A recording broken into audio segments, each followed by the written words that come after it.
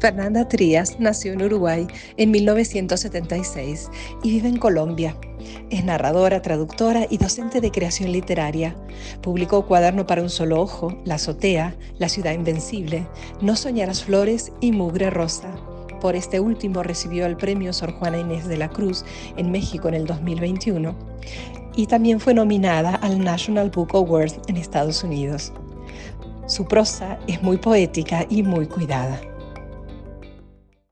Hola, ¿qué tal, Fernanda? Un gusto poder charlar con vos. ¿Cómo estás? Hola Romina, muchas gracias. Muy bien, por acá en Bogotá con sol. Con sol, bueno, qué bueno. Sí, acá hoy no, pero ayer tuvimos el primer día de primavera, así que salieron las primeras flores en mi jardín, así que estuvimos festejando de Mm. alguna manera, junto con la poesía. Y bueno, nos une hoy una excusa maravillosa, que es este libro, que es una preciosura, tu última novela, que me parece que está revolucionando el mercado editorial y revolucionando muchas cosas. Eh, bueno, lo muestro de nuevo, El Monte de las Furias, y es una apuesta muy interesante de parte tuya, muy, eh, no sé, es distinta en cierto sentido. Por un lado sigue la línea de pensamiento que ya tenía sobre la naturaleza y por otro lado me parece que se anima a dar un salto cuántico en cierto sentido y me parece que es muy interesante. Fernanda, ¿qué tiene que ver esta novela nueva, El Monte de las Furias, con las estéticas nuevas, las estéticas del antropoceno? Bueno, siento que Mugre Rosa encajaba más dentro de esa etiqueta de las estéticas del antropoceno que sin duda me interesan. Em, por ser una distopía donde claramente se hablaba de una catástrofe ambiental, una catástrofe que tiene que ver con la destrucción del medio ambiente y con temas climáticos, ¿no? Lo que en inglés le llaman cli-fi, ¿no? Climate fiction. Eh, Mientras que aquí no está no hay claramente un tema que trate de manera muy evidente eh, la destrucción del medio ambiente o el cambio climático, pero está sugerido en varios momentos eh, y digamos, no es lo principal, pero de lo que sí se encarga, y creo que es algo que sí estamos pensando los escritores en este momento, es de la representación de la naturaleza, ¿no? De cómo podría ser o podríamos imaginar una representación de la relación entre humanos, naturaleza, más acorde a los tiempos que estamos viviendo, a la contemporaneidad, ¿no? Es decir, no continuar representando la relación con el paisaje justamente como paisaje, no como protagonista, eh, que es la manera en que se ha hecho hasta ahora en la literatura, en parte porque estamos observando una transformación del paradigma de cómo nos paramos nosotros frente a las otras especies y a los otros seres vivos, incluido el mundo vegetal. Entonces, yo creo que es más en ese sentido, de pensar esa representación, de convertir a seres vivos no humanos en protagonistas, eh, a pensar la manera en que esos protagonistas aparecen en el texto y no repetir viejos tropos, ¿no? De cómo se ve, se siente la naturaleza y nuestra relación con ella. Ujú. Sí, sin duda, en este libro hay una representación totalmente distinta de la naturaleza. Para nada es el telón de fondo de las actividades humanas, sino que es algo mucho más, más nodal, más protagónico, ¿no es cierto? El rol, ya de por sí a través de la estructura de estos capítulos donde se intercalan, capítulos donde la montaña es la protagonista y habla, ¿no? Y hay una como una suerte de memoria de la montaña, su historia, lo que podemos imaginarnos que siente, que vive y cómo experimenta esa interacción con el hombre, ¿no? Eso es ya de por sí muy interesante y además muy bello porque es como una excusa para ahondar en toda esta poesía de la naturaleza que realmente, bueno, es todo es todo como una poesía, es todo un poema. Estos capítulos de la montaña son muy, muy, muy bellos y muy originales. Fragmento del Monte de las Furias. La montaña no conoció a su madre, no conoció a su padre. Otras cordilleras hablaban de un estruendo ensordecedor. Las islas hablaban de un gran fuego en las entrañas. Ella se sentía huérfana de memoria. De su nacimiento solo quedaba una sensación de deriva, un mareo acuático. Era tan leve ese recuerdo como si no hiciera pie, como si no hubiera fondo. Luego un frío muy intenso y una presión que comenzaba en el vientre y se mantenía sorda, constante. Algo la empujaba a hincharse. La montaña huérfana creyó ver a su madre en la fisura que se abre entre las rocas, en el vello verde que recubre el suelo y alimenta invisibles osos de agua. Creyó reconocer a su padre en la furia del terremoto, en el grito de los árboles que se derrumban, en el miedo de los insectos cuando huyen. Lo sintió como un desvanecimiento, pequeñas rocas que hasta entonces no habían sido más que resquebrajaduras, ahora se desprendían y rodaban pendiente abajo. La tierra se fue poblando de bestias. Sé que has estado investigando particularmente esto que me contás, estas nuevas formas de representar la naturaleza, la relación humana con la naturaleza. Es tu proyecto en Caro y Cuervo, ¿no? En el instituto donde trabajas. Fue mi proyecto de investigación en el sentido de que, bueno, yo siempre, mi proyecto de investigación, yo soy profesora investigadora en el Instituto Cari Cuervo aquí en Bogotá y yo siempre hago coincidir mi proyecto de investigación con lo que sea que esté escribiendo en ese momento, o sea, con lo que quiera escribir. Entonces es al revés. No es que el proyecto de investigación da a luz la novela, sino que la novela me da la excusa para decir, bueno, esto que estoy escribiendo en este momento lo voy a convertir en proyecto de investigación porque siempre mi intención es poder concentrarme en lo que más me interesa, ¿no? Y justamente sí, yo lo convertí en mi proyecto de investigación porque lo que me interesaba investigar era esto que te estaba comentando. Digamos, hice una búsqueda de textos desde clásicos hasta contemporáneos para ver justamente cómo se representaba esa relación humano.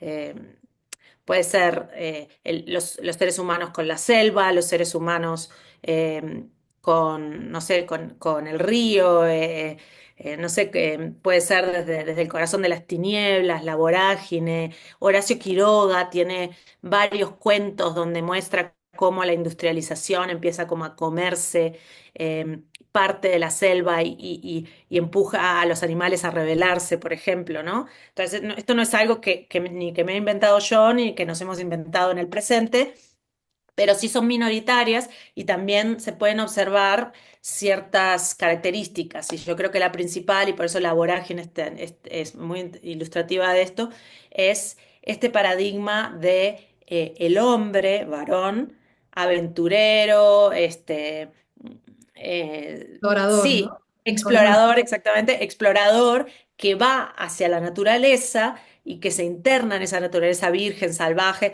que siempre es representada de esta manera, ¿no? Como salvaje, peligrosa, eh, traicionera, o sea, sí que de alguna manera el hombre debe luchar contra la naturaleza que intenta subyugarlo y en esa lucha el hombre puede ser vencido y morir, digamos, o acaso domesticar la naturaleza, subyugar y vencer, ¿no? Entonces, todo lo que es, incluso ya desde el vocabulario mismo, vemos el paradigma patriarcal, Colonial, hegemónico del ser humano, conservador. exactamente, donde ahí vemos, y muy masculino. ¿Por qué? Digamos, normal, porque en realidad la mujer históricamente pertenece al hogar y el hombre al mundo. Y es Ujú, el que sale al mundo, sale a conquistar, sale a las aventuras, ¿no? Entonces, con todo eso, yo trabajaba porque me interesaba, de alguna manera, subvertir todas estas nociones, pensarlas diferentes. Entonces, por eso, digamos, yo siempre, vos sabés que todas mis narradoras, protagonistas de novelas son mujeres, pero para mí era interesante pensar que sea una mujer que habita sola en lo alto de una montaña, en un entorno bastante duro, rural, un entorno masculino rodeada de otros trabajadores rurales que son hombres, eh, y ponerla a ella ahí, pero también está su casa, y la casa es importante. Entonces están las dos cosas, ¿no? Está ese afuera, que es misterioso e inhóspito, pero también ella tiene su casa, que es ese lugar en el que se siente segura, se siente bien, ¿no? O sea, yo ya he trabajado mucho la idea de la mujer adentro de la casa y encerrada dentro de la casa. Entonces se mezclan varias cosas viejos temas de los que ya he escrito mucho, pero combinados de manera diferente con otras cosas que me interesaba explorar. ujú. Sí, claro, esta mujer que está en la montaña también es la madre montaña, ¿no es cierto? Esta mujer que muestra otro paradigma, ¿no? Un paradigma de cuidado, un paradigma de una actitud totalmente distinta frente a lo natural, frente a la naturaleza, una forma distinta de entender la naturaleza, ¿no? Ya más de ser, no sé si su cómplice, pero de ponerse del lado de la naturaleza hasta convertirse casi en una mujer de la naturaleza.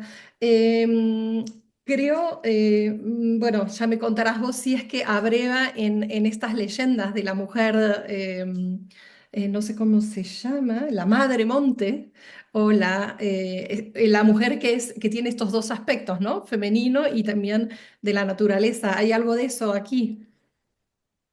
Sí, en algún punto, por ahí a la mitad de la novela más o menos, digamos que conecté estas ideas. No partí con ellas, pero en algún momento conecté estas imágenes, porque yo estaba muy interesada en el tema de la metamorfosis, ¿no? En pensar una posible metamorfosis. Eh, pero en determinado momento dije, no, es que no voy a ir por ahí, pero me interesa mucho la hibridez. Ujú, Esta mujer que tan salvaje que se vuelve por esa soledad radical y esa cosa tan áspera que ella misma tiene, eh, pareciera, este, pareciera que de alguna manera se fusiona con su entorno y ella misma, físicamente se acerca a, a estas, a estas figuras que me parecen muy interesantes del folclore andino, que son mujeres híbridas, mitad mujer, mitad monte, ujú, que generalmente son mujeres que, por supuesto, eh, digamos, son outsiders, claro. ¿no? Porque de ahí viene la leyenda de la Madremonte o de la Patasola. Son figuras femeninas que andan en lo profundo del monte, y que andan solas, que asustan a los campesinos cuando se las cruzan, que son como espantos, Ujú, son como monstruos también, pero justamente lo que son mujeres solas que andan por ahí adentro del bosque y que están todas desarrapadas. En la leyenda estas mujeres son, qué sé yo, mujeres barbudas, con musgosas, Ujú, sí, como que su cuerpo también adquiere la forma del monte. Y eso me parecía supremamente interesante porque en realidad, más allá de si esto es así en la novela o no, si hay un elemento fantástico o no, que eso cada lector tiene que ver cómo lo lee, y hay ujú, pistas, por supuesto. Eh, Más allá de eso, me parece que las leyendas están hablando de algo que es muy poderoso, y es esto, que la mujer sola, que además no conforma con un tipo de aspecto físico, etcétera, es sospechosa, es rara, entonces es monstruosa, y de alguna manera se transforma en un espanto, ¿no? ujú. La mujer rechazada, digamos, ¿no? No aceptada por los, no entra en los cánones sociales, pero Sí, no, que no encaja, exacto, que no encaja. y se vuelve, claro, la bruja, la, no sé, la monstruo, pero la mujer peligrosa, ¿no? La mujer sola, la mujer independiente, la mujer que sobrevive igual, sin hombres, es la mujer peligrosa. Además, Interesante en eso. la novela era importante también pensar, sí, además yo pensaba que, claro, estas figuras son nuestro equivalente de la bruja europea. Que son, sí, que son, son estas extrañas corporalidades híbridas, y al mismo tiempo son, tal vez, no se sabe, pueden ser chamanas que hacen cosas sí, es el equivalente a la bruja, pero versión andina, versión latinoamericana. Claro. Y bueno, y eso que vos decís, esta transformación, ¿no? O la metamorfosis, esto, ¿no? Hablás de la aspereza de ella, ¿no? Y como la aspereza de la corteza del árbol, ¿no? Uno puede ver esos paralelismos. También hay una transformación psicológica, ¿no? Porque ella empieza como a entender más la naturaleza, a pensar cómo, ¿no? Más desde adentro, desde otro punto de vista, a creer que entiende a la montaña, ¿no? Y bueno, eso es... Claro, porque yo partí con la idea de que yo quería que esta mujer, en la medida en que iban pasando determinadas cosas vinculadas a la trama, eh, fuera entrando en un estado tal de comunión con la montaña, que Ujú, ella se convenciera de que ella tenía una comunicación especial con la montaña. Ahora, si esta comunicación especial es real, es imaginaria, es un delirio de ella, una especie de éxtasis místico de ella, es algo que para lo cual hay que leer la novela y desentrañar o decidirlo, ¿no? Pero pero justamente yo creo que independientemente de que sea o no delirio o sea realidad, ocurre una transformación de ella psicológica, porque sí es cierto que a partir de la observación intensiva de esta otra entidad que es el monte, la montaña, ella misma es como si aprendiera de ahí. Que es algo muy interesante porque yo siempre pienso, tenemos muchísimo para aprender de cómo se relacionan y cómo viven otras especies. Pero evidentemente nuestra soberbia no nos permite como especie, como estamos en la punta de esta pirámide, que somos como el rey de la selva, el león, no es el rey de la selva. Bueno, nosotros somos los reyes de toda esta pirámide de vida. Es muy difícil que digamos, miremos cómo funcionan los hongos para aprender a convivir en armonía, ¿no? y sin duda esta protagonista aprende algo que es como, que me parece que es muy importante, porque aprende ciertas formas de ternura, de cuidado, que no aprendió en toda su vida de interacción con los seres humanos, ¿no? Porque la historia de esta mujer ha sido muy dura en cuanto a lo emocional. Bueno, si bien tuvo una abuela que sí la quiso, el resto es realmente muy duro, muy, ¿no? Muy sórdido, sus contactos con los hombres y con la madre muy complejo y traumático, ¿no? Entonces parece que al final su contacto con la naturaleza se vuelve algo mucho más armónico y quizá más feliz. Sí, totalmente. Y esas vidas duras sí, también son completamente realistas, o sea, es que realmente ese tipo todas esas cosas que le pasan a ella, bueno, tal vez a excepción de su relación tan dura con su madre, que igual hay muchas así, y sabemos y conocemos historias, pero todo lo demás, todo lo que es el contacto con la gente de los pueblos, con los hombres que luego conoce ahí arriba en la montaña, no es nada excepcional realmente. Ujú. No es nada No, sí, excepcional. pero- Lamentablemente no es nada excepcional, ¿no? Pero es que mirado así parece, uy, qué duro, pero es que en realidad eh, ese tipo de vínculos también son muy comunes. Ujú. De todos modos, bueno, es siempre la elección de qué mostramos, ¿no? Y bueno, hay como Exacto. una elección de pararse a mostrar esos detalles y creo que plasmados de una forma muy interesante.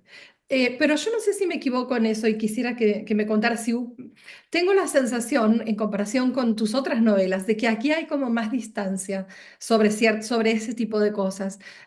Contás cosas muy, muy duras, pero la sensación que tuve es como más desapego emocional frente a estas situaciones. No sé si De es parte de ella, de parte de la protagonista mujer. parte del punto de vista narrativo, ¿no? Sí, bueno, en parte porque también ha aprendido a soportar. Hay un momento en que ella dice, le pide a la montaña, dame tu, no me acuerdo cómo lo dice exactamente, ¿no? Pero le pide a la montaña que le preste su fuerza y dice porque la montaña también soporta las pisadas. ¿No? Entonces, ella en algún momento se siente humillada, se siente que le caminan por encima, pero dice, bueno, la montaña también soporta las pisadas, yo también puedo. Creo que es una cuestión de haber tenido su propio, ese desapego es esa fortaleza aprendida Ujú, de decir, bueno, yo ya estoy acostumbrada a todas estas violencias y hay que seguir para adelante. Pero lo que sí siento es que esta protagonista, a diferencia tal vez de las demás protagonistas de mis novelas, dentro de todo, a pesar de que es la que ha tenido la vida más dura de todas las protagonistas de mis novelas, es la que tiene más pulsión vital. ujú, Porque esto, seguir para adelante, a pesar de todas las cosas, que se podría leer como un desapego, también es esa fortaleza que lamentablemente muchas mujeres de América Latina deben desarrollar, de seguir para adelante y seguir para adelante y seguir para adelante. No hay opción, hay ujú, que seguir para adelante.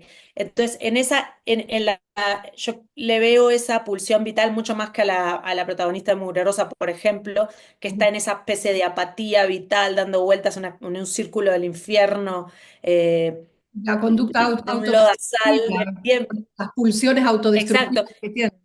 En este caso, exacto. Y esta mujer, en cambio, desea, que me parece que es la diferencia brutal entre la protagonista de Mugre Rosa, que pareciera no desear nada, y esta mujer sí desea muchas cosas, ¿no? El tema que tiene que ver con la escritura y el aprendizaje y ese deseo frustrado de haber ido a la escuela, de haber terminado la escuela, pero también hay un deseo sexual, también hay un deseo, hay un deseo, hay varios deseos que la acercan más a la pulsión de vida. ujú. Sí, hay una resiliencia construida a través de todas estas durezas, ¿no? Que ha vivido y además una resiliencia que toma prestada de la naturaleza, ¿no? Es como que estas dos se conjugan y se convierte en esa fuerza vital hacia adelante, ¿no? Ujú. Exactamente. Muy interesante. Y la estructura también es muy interesante. Bueno, yo sé que es un tema que lo pensás mucho, lo planeas mucho y ha sido como una estructura juguetona porque tiene estos juegos también con los gráficos, ¿no? Ya no es solo la palabra escrita en forma de prosa, sino que hay muchas sorpresas para el lector que se van a entretener. ¿Cómo fue esto? ¿Cómo se te ocurrió? Me gusta mucho pensar las estructuras, eh, la obsesión de forma, ¿no? El otro día hablaba de eso, te hablaba a vos de eso, ¿no? De eso que dijo Cesare Pavese, de, de que cuando un texto literario o un libro encuentra su forma, la obsesión empieza a morir. Me fascina porque digamos que la obsesión es todo ese material que está... eh, todo ese material que yo lo siento como una especie de gelatina sin molde, derramándose por todos lados, y yo no puedo hacer nada con eso hasta que no encuentre cuál es ese molde que que lo va a contener. Y recién ahí va a adquirir una consistencia real. Eh, entonces yo empiezo como esta es una mujer que narra en primera persona. Me gustó la idea de que ella estuviera escribiendo sus diarios, estuviera escribiendo en cuadernos, especies de diarios, ¿no? Porque no pone entradas con fechas, por ejemplo, pero sí va contando su cotidianidad y más o menos se leen como diarios. Y es un Eh, testimonio, ¿no? Un testimonio de los sí, muertos, de dónde están. Hay ¿no? Una actividad testimonial de ella de Me tratar gusta de mucho buscar. la idea del cuaderno, del diario, porque ahí justamente vemos a la mujer que escribe, ¿no? Y cómo hay una cosa, más que narrarlo en su mente, me gustaba la materialidad que me aportaba la escritura a mano en cuadernos, lo que eso implicaba. Hay una materialidad que no tenemos con la computadora, ¿no? Ya y que tiene que ver con tachar, rayar, arrancar hojas que después las puedes poner en otro lado porque las metes ahí en la mitad del cuaderno. Eh, Garabatos, de ahí un poco también viene la idea que después se fue transformando en estas imágenes. Ujú. eh, eh, Pero lo hiciste eh, así, o sea, empezó, ¿has trabajado en cuaderno no, en mano? No. No, sí, yo trabajo, digamos, yo sí llené una libreta porque mi primera parte de escritura es en libreta, pero Ujú. ya una vez que paso eso a la libreta y ya estoy en el Word, ya no vuelvo para atrás, ya sigo este, escribiendo en computadora.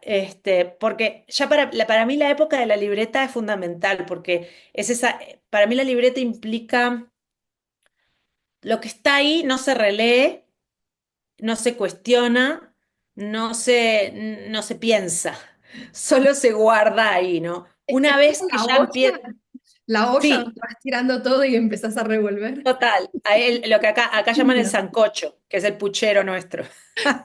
Sancocho. Bueno, yo decía la Este, alquimia, pero ahí va, la bruja ahí revuelve el caldero. Una vez que ya lo paso a la computadora, ya empiezo como a pensar, a mover, ¿viste?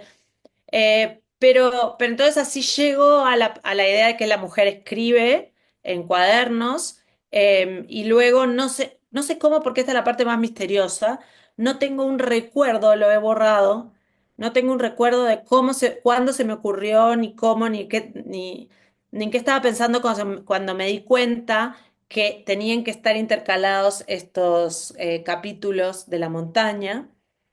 Pero más o menos yo en algún punto entendí que el primer cuaderno iba a tratar como una especie de unidad o de capítulo sobre estos temas, el segundo cuaderno sobre este, el tercero sobre este. Entonces, ya más o menos tenía cuántos cuadernos iban a ser.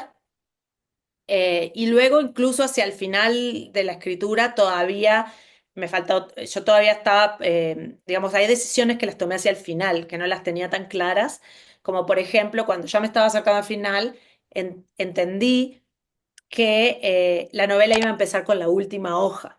claro, eso me Pero imagino. yo Y la última hoja no la tenía escrita desde el ay, pues, comienzo. tuve la sensación también, claro. Ujú. Y entonces ahí es cuando yo me doy cuenta que ella arranca la hoja y digo, pero ella arranca la hoja y ¿dónde la pone? Al principio. Claro. Entonces, es todo un proceso, ¿no? Que, Ujú. que se va, con de algunas ideas parto, pero esas ideas se van afinando y realmente consolidando con el paso de meses o incluso años de la escritura. Y bueno, me imagino que esto está también de alguna manera, aunque la estructura es muy clara, ¿no? Los capítulos se van intercalando, los capítulos de los cuadernos son largos, capítulos largos, los capítulos de la montaña son cortos, o sea, hay una estructura clara. Hay cierta fluidez en el contenido. Me parece que al principio está como, hay mucha más distancia entre la montaña y la mujer, o empieza así, ¿no? Y, o sea, distancia, es una distancia subjetiva, ¿no? Me refiero a eso.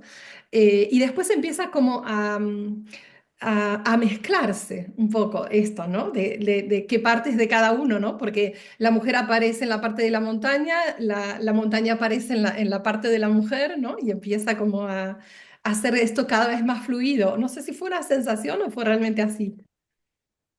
Sí, sí, sí, sí, tal cual. Sí, porque yo quería, o sea, estas dos voces van convergiendo, ¿no? Hacia el final y van justamente se van transformando mutuamente, se van confundiendo, si se quiere, Ujú, eh, y se van acercando. Esa era un poco la intención. Yo quería que el tono de la protagonista mujer fuera mutando a medida que ella va escribiendo, va pasando el tiempo. No se sabe exactamente cuánto tiempo ha pasado, pero entendemos que en la medida en que ella va escribiendo más cuadernos, también va mutando su tono, que se ve afectado por todo lo que va pasando, y le va pasando, ¿no? Y cómo va profundizando ese vínculo con la montaña más las otras cosas que pasan. Entonces yo quería que si bien siempre es el mismo tono, porque es la misma mujer, sí ella también vaya profundizando ese tono, se va volviendo más poético también. Eh, Ella se va soltando. Ojalá, no sé cómo es la experiencia lectora, pero mi intención era que también sintieras que ella se va soltando, que empieza con muy titubeante, ujú, con este titubeo de, bueno, yo no sé lo que estoy escribiendo, no soy buena para expresarme, yo no sé escribir, etcétera, y poco a poco ella va agarrando una hondura mucho mayor, que también se ve como reflejada en una especie de mayor soltura, mayor libertad para hacer cosas con el lenguaje, ya no con ese miedo a que yo no sé, sino apoderándose de su propia capacidad para narrar y narrarse. Entonces ella empieza a hacer cosas con el lenguaje, como, bueno, más allá de esas especies de dibujos o de poemas concretos o como lo quieras entender, o que se pueden leer como que son garabatos que ella hace en su cuaderno. También está ahí, ella inventa palabras, eh, empieza a soltarse muchísimo más y esa era la intención. y eso se siente también en la temporalidad, me parece. Es como que al principio el tiempo de la montaña es un tiempo sideral, ¿no? Un tiempo muy de siglos, de milenios, es un poco concreto, pero después, y el tiempo de ella es distinto, pero hay un punto en el que empiezan a unirse esos tiempos también, ¿no? Que es Y como... cuando la montaña también, digamos que comienza a mirar a esa mujer, esos personajes que están ahí en su ladera, y la montaña empieza a narrarlos a ellos, ¿no? O a Ujú. ella. Eh, Ahí es donde se siente el tiempo interno de ella. Me parece que el tiempo interno de ella se modifica paralelamente. Entonces tiene ese tiempo que le da tranquilidad, ¿no? Ya no el apuro, ya no el vivir, ¿cómo decir? El vivir acelerado y corto del humano, sino que va adquiriendo ese tiempo de la montaña y esa tranquilidad de la montaña, ¿no? Y esa certeza de cada uno de los pasos. Tuve un sí. poco esa sensación. Muy interesante. Y habías hablado de las obsesiones, de que las obsesiones se asientan cuando encontrás la estructura, lo cual es muy interesante. Y aquí hay obsesiones que son compartidas, ¿no? Hay obsesiones anteriores y obsesiones que están siempre un poco en tu escritura, en tu narrativa. La familia, los lazos familiares, ¿no? Madre, hija, las relaciones complejas entre hombres y mujeres. Bueno, siempre la relación con la naturaleza, que ya hemos comentado, ¿no? La preocupación por la naturaleza. Y seguramente hay otras que quizás sean nuevas. La atmósfera asfixiante, por ejemplo, esta vez, que suele estar en las novelas, ¿no? Esta vez me pareció interesante cómo la lograste de todos modos, aunque estábamos en un ambiente natural abierto, ¿no? En una montaña. Sin embargo, se llega de alguna forma a ese punto también. ¿Cómo trabajas este tipo de cosas? ¿Es consciente tu trabajo sobre estas obsesiones o aparecen? No, van apareciendo, vuelven a aparecer A veces ni me doy cuenta que estoy otra vez con lo mismo hasta que me puedo desapegar del texto y digo, uy, no, otra vez con lo mismo. Pero sí, no me abandonan algunas cosas. Sí, yo creo que incluso en un entorno natural, yo observo que hay algo que se repite, siempre elaborado de distintas maneras, que es eh, este contraste o no sé, esta separación entre el adentro y el afuera. Ujú, ¿Sí?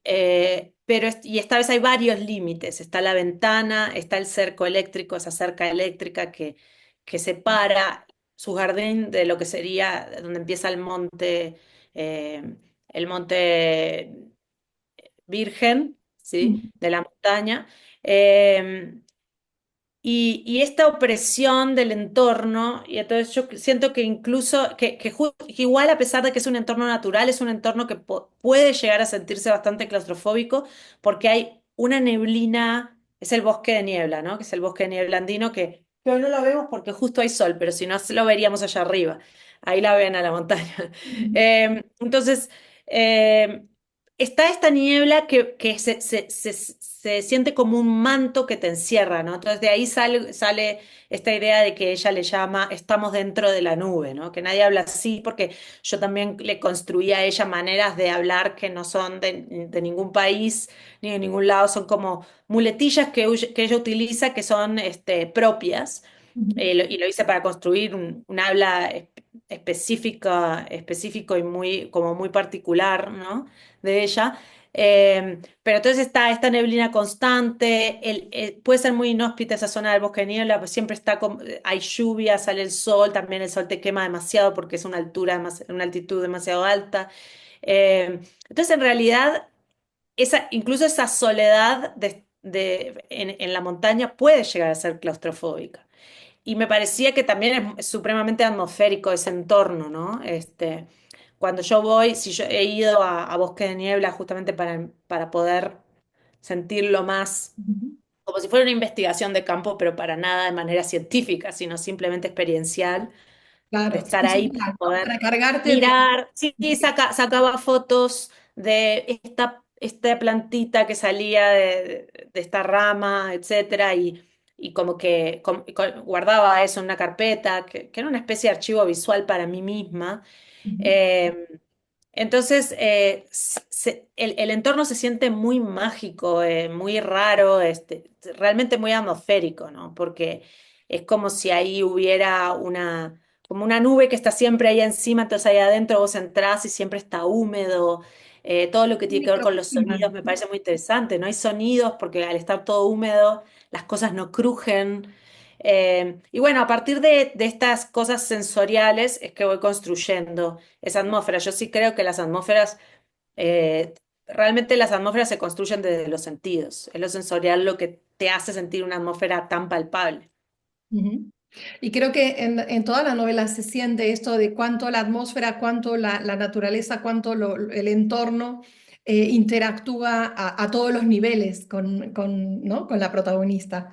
Es como que eso se le mete, ¿no? Y se vuelven, casi que se vuelven uno, ellas dos. ¿Crees que es una, no sé si lo has pensado de esta manera, con intencionalidad, crees que es una manera de, útil para pensar el cambio que tenemos que hacer los seres humanos frente a la forma de tratar y de ver y de relacionarnos con la naturaleza? Digamos, es muy metafórico, ¿no? O muy simbólico, si querés. No creo que todos debamos irnos a internar en el monte.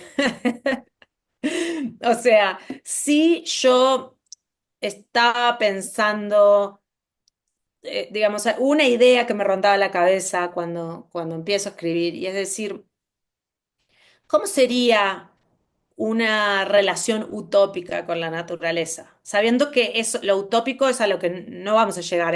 La utopía debe existir, pero siempre va a ser un horizonte, Claro, ¿no? es No, un no es un elemento lugar al que se de ficción. llega. No es Sí. un lugar al que se llega. Es como la línea del horizonte en el mar. Vos nunca vas a llegar ahí. Puedes navegar hacia ahí, pero nunca vas a llegar. Ajá. Este, no, entonces, eso me rondaba la cabeza después de la escritura de Mugre Rosa, que es claramente una distopía, bastante desesperanzada.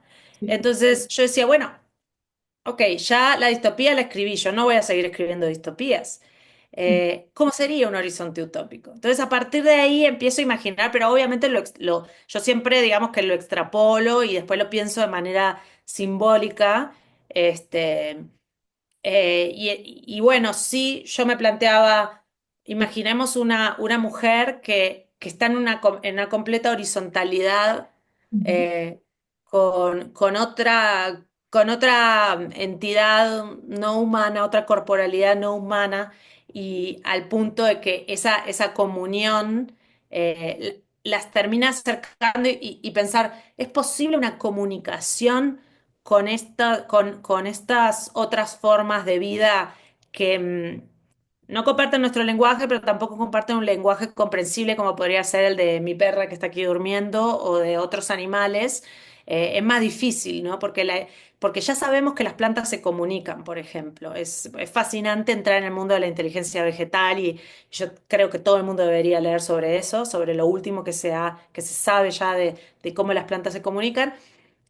Pero ¿cómo podemos, es posible esa comunicación cuando hablamos dos lenguajes tan diferentes, cuando existimos en el tiempo de manera tan diferente, nuestra experiencia de la vida y la muerte del tiempo es tan diferente?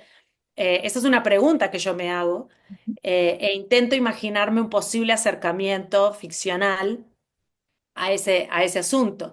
Pero sin duda me parece fascinante, ¿no? Realmente, como todo, me parece que la literatura principalmente lo que hace es plantear preguntas, no dar respuestas. Yo no tengo respuestas, pero en la novela, de alguna manera, voy plantando algunas preguntas para ver cómo colectivamente podemos pensar posibles respuestas.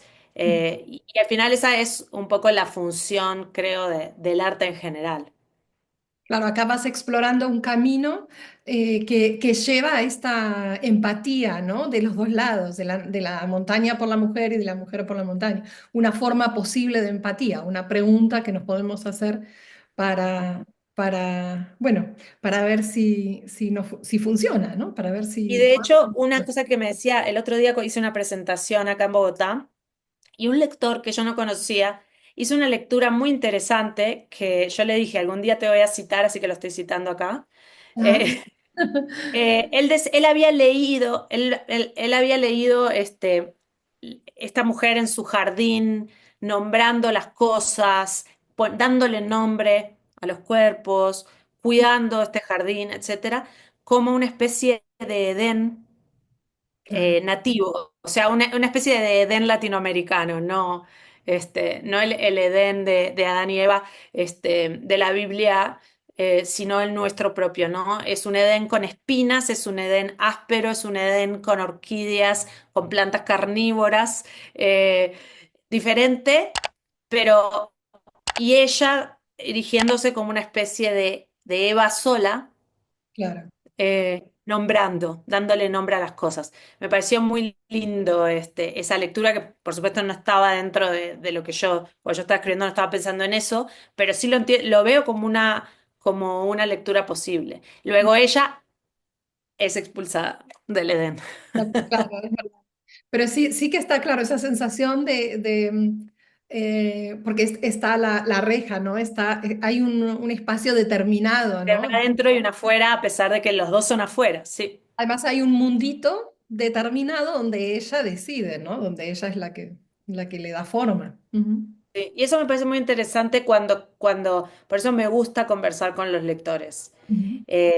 Porque muchas veces dicen cosas que me iluminan a mí y que te demuestra que a veces vos escribiste unas determinadas cosas que pueden leerse de otra manera, y esa manera también es válida, también cabe, en realidad. Sin duda. ¿Y ahora cuál va a ser el paso siguiente? Venía la distopía, ahora viene, bueno, el explorar los caminos de posible relación un poco más armoniosa, ¿no? Con la naturaleza. Sí, no sé qué vendrá, la verdad. Tienes entre manos. Estoy trabajando en varios proyectos, pero que son más, no son novela. Ujú. Eso me descansa un poco, porque sí Claro. siento que la escritura de la novela eh, de una intensidad para mí, ¿no? Como escritora, es de una intensidad, de un esfuerzo tan sostenido durante tanto tiempo. En Ujú. este caso fueron 4 años. 4 años. eh, sí, que digamos que el 2024 ya fue un año, fueron realmente 3 años de escritura, no, 4 años, 4 años de escritura y Ujú. luego hubo un año que fue el año pasado que ya el libro estaba terminado, pero que decidimos no publicarlo todavía. Entonces fue un año de espera. Ujú. Pero claro, un escritor no puede tener un manuscrito un año en espera. Lo va a leer de nuevo, lo va a editar de nuevo, ¿sí? Entonces, es un esfuerzo muy largo, muy sostenido que a mí me termina dejando muy cansada. Y ayer leía alguien en Instagram puso una cita de Marguerite Duras que dice, te la leo, Ujú. no se puede escribir sin la fuerza del cuerpo. Para abordar la escritura hay que ser más fuerte que uno mismo, hay que ser más fuerte que lo que se escribe. Y yo me sentí muy identificada con esta cita porque sí siento que el concentrarse en un proyecto de tan largo aliento que te implica, que pide tanto de vos, Ujú. eh, necesita de esa fuerza, de una fuerza del cuerpo que va que se combina con la resistencia psicológica para decir, voy a seguir y voy a seguir, ¿no? Pero entonces para mí, después de escribir una novela, siempre me viene bien trabajar en cosas que no sean novela, pero que sí sean escritura de otro tipo para Ujú. descansar. Y ya veré después que recupere fuerzas en qué me meteré. Bueno, ahí tendremos ganas de saber. O sea que vos decís, vos volvés siempre a la novela, ¿no? Durante estos 4 años has estado volviendo a las escrituras, reescrituras y, ¿no? Trabajándolo de forma Sí, cíclica. Ujú. sí, sí, sí. Sí, digamos, la novela. Yo, por ejemplo, ya tengo unas ciertas ideas para otra posible novela, pero todavía no tengo la fuerza del cuerpo de la que habla Marguerite Duras para entrar en esa aventura. Es un viaje, ¿sí? Es Sí. un viaje que implica además mucha disciplina, ponerte por completo ahí. Entonces, sí, yo siento que otro tipo de escritura, ya sea ensayos, cuentos, otro tipo de cosas, son las que me permiten descansar y luego cuando yo digo, bueno, ya estoy lista, abriré esa libreta y veré qué hay adentro de esa libreta. Por ahora, lo que está en esa libreta, es un misterio. Una caja de Pandora.